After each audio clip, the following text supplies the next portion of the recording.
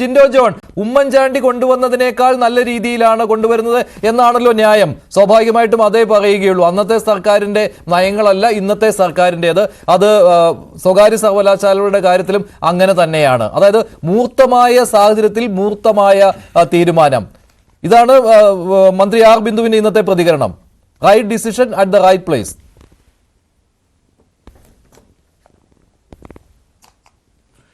അല്ല, അവർ പറയുന്നതെല്ലാം റൈറ്റ് ആണെന്നുള്ളൊരു തോന്നൽ അവർക്ക് മാത്രമാണുള്ളത് മഞ്ജുഷേ. കേരളത്തിലെ പൊതുസമൂഹത്തിന് അത് ഉണ്ടാകണമെന്ന് അവർ നിർബന്ധം പിടിക്കുന്നിടത്താണ് പ്രശ്നം.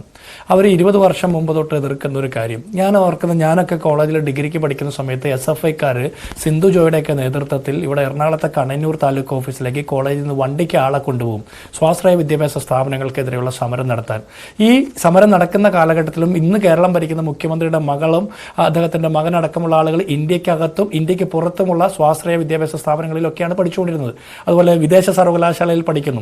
ഈ മുന്തിയ നേതാക്കന്മാരുടെ മക്കളൊക്കെ വിദേശ സർവകലാശാലയിലും ഈ രാജ്യത്ത് തന്നെയുള്ള സ്വകാര്യ കോളേജുകളിലും പഠിച്ച് അവരുടെ ഉന്നത വിദ്യാഭ്യാസം നേടി എക്സാലോജിക് പോലെയുള്ള കമ്പനി തുടങ്ങി തട്ടിപ്പ് നടത്തുമ്പോൾ സാധാരണ SFIക്കാർ ആർട്സ് ആൻഡ് സയൻസ് കോളേജിൽ പഠിച്ച് ഏതെങ്കിലും KSUക്കാരനോ ABVPക്കാരനോ മറ്റേതെങ്കിലും വിദ്യാർത്ഥി സംഘടനയിൽപ്പെട്ട ആളുകളെ തല്ലിയോ കൊല്ലവിളി നടത്തിയോ കൊല്ലാൻ നോക്കിയോ ഒക്കെ ജയിലിൽ പോവുകയോ അവരുടെ ജീവിതം വഴിയാധാരമാക്കുകയും ചെയ്യുന്നു. അതവിടെ നിൽക്കട്ടെ.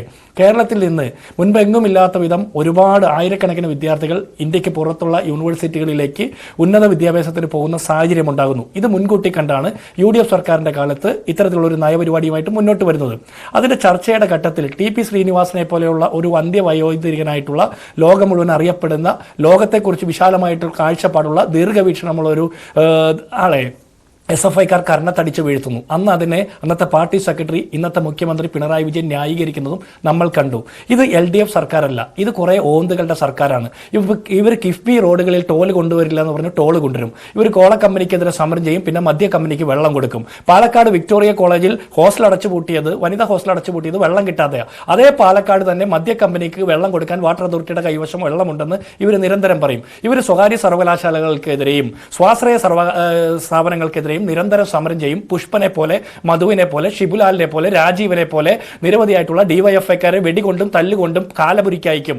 എന്നിട്ട് ഇവരുടെ തന്നെ നേതാക്കന്മാർ മന്ത്രിസഭയിൽ ഇരിക്കുമ്പോൾ ഇവർ സ്വകാര്യ സർവകലാശാലകൾക്ക് വേണ്ടിയിട്ടും വിദ്യാഭ്യാസ സ്ഥാപനങ്ങൾക്കും വേണ്ടിയിട്ട് ഇവർ പേനയുന്തും ഇതൊക്കെ ഇവർ ചെയ്യും. എന്നിട്ട് ഇവർ പറയും ഇതിപ്പോൾ മൂർത്തമായ സാഹചര്യമാണെന്ന്.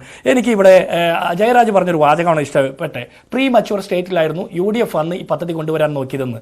പ്രീ മച്വർ സ്റ്റേറ്റ് എന്ന് പറഞ്ഞാൽ അതിൻ്റെ പ്രായം ആയില്ല എന്നാണ്. അതായത് കാലാവധി ആയില്ല, അതിൻ്റെ വളർച്ച എത്തിയില്ല എന്ന്. ഈ വളർച്ച എത്താതെ പ്രസവം എടുക്കാൻ ഈ CPMകാർ കേരളത്തിലെ വൈറ്റാട്ടിയുടെ വല്ല റോൾ കൊടുത്തിട്ടുണ്ട്? നാട്ടിലെ സ്ഥാപനങ്ങളുടെ അല്ലെങ്കിൽ വ്യവസായ സംരംഭങ്ങളുടെ വളർച്ച തീരുമാനിക്കുന്നത് CPMകാരാണോ? ഈ നാട്ടിലെ ആളുകൾക്ക് കാലത്തിന് മുമ്പേ സഞ്ചരിക്കണമെന്നുള്ള സാഹചര്യം ലോകത്തിൻ്റെ മുമ്പിൽ കേരള മോഡൽ എന്ന് പറഞ്ഞ മോഡൽ ഉണ്ടെന്നൊക്കെ പറഞ്ഞ് ഇവർ അഭിമാനിക്കുന്നുണ്ട്.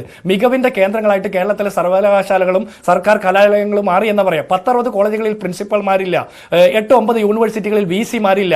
ഇവിടെ പരീക്ഷ എഴുതാതെ ജയിക്കുന്ന ആർഷോ സംസ്ഥാന സെക്രട്ടറി, 2 കോളേജിൽ വ്യാജ സർട്ടിഫിക്കറ്റ് വെച്ച് ജോലി ചെയ്യുന്ന വിദ്യ SFIയുടെ വേണ്ടപ്പെട്ട ആള്, സംരക്ഷിക്കപ്പെടുന്ന ആള്, കല്യാണം കഴിക്കാത്തതിന്റെ പേരിൽ ജാമ്യം വേണമെന്ന് അപേക്ഷിക്കുന്ന SFIയുടെയും DYFIയുടെയും ടിങ് ടാങ്ക് ആണ്. അതുപോലെ തന്നെ പ്രിൻസി കുര്യാക്കോസിനെ പോലെ ചെയ്ത തീസിസിന്റെ കാലാവധി ഏതാണെന്ന് പോലും കൃത്യമായിട്ട് ബോധ്യമില്ലാത്ത പ്രിൻസി കുര്യാക്കോസിനെ പോലുള്ള DYFI നേതാക്കന്മാർ ഇവിടുത്തെ PSC മെമ്പർ ഹൈ പെയ്ഡ് ആയിട്ട് ജോലി ചെയ്യുന്നു. അതുപോലെ തന്നെ ചിന്താ ജെറോമിനെ പോലെയുള്ള ആളുകൾക്ക് PhD കിട്ടുന്നു.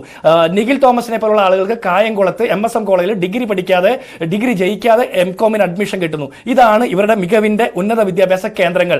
ഈ മികവിന്റെ ഉന്നത വിദ്യാഭ്യാസ കേന്ദ്രങ്ങൾ നമുക്ക് സംഭാവന ചെയ്ത ആർ ബിന്ദുവാണ് ഇന്ന് പറയുന്നത് മൂർത്തമായ സാഹചര്യത്തിൽ മൂർത്തമായിട്ടുള്ള തീരുമാനങ്ങൾ എടുക്കുമെന്ന്. തീരുമാനങ്ങൾ എടുക്കുന്നതിന് കുഴപ്പമില്ല, അത് കേരളത്തോട് നിങ്ങൾ ന്യായീകരിക്കണം, മറുപടി പറയണം. എന്തുകൊണ്ടാണ് നിങ്ങൾ 20 വർഷം മുമ്പ് ഇത് തടഞ്ഞത്? എന്തുകൊണ്ടാണ് TP ശ്രീനിവാസനെ പോലുള്ള ആളുകളെ കർണത്തടിച്ച് പെരുവഴിയിൽ തള്ളിയിട്ടത്? മറുപടി പറയണ്ടേ? മറുപടി പറയണം. TP ശ്രീനിവാസനോട് മാത്രമല്ല, കേരളത്തോട് മുഴുവൻ മാപ്പ് പറയണം. കാരണം കേരളത്തിലെ മറുപടി എന്ന് പറയുന്നത് അന്നത്തേതല്ല ഇന്നത്തേതെന്നാണ്. രണ്ട് കാര്യങ്ങളാണ്. ഒന്ന് അന്നത്തേതല്ല ഇന്നത്തെ വേറെയാണ്.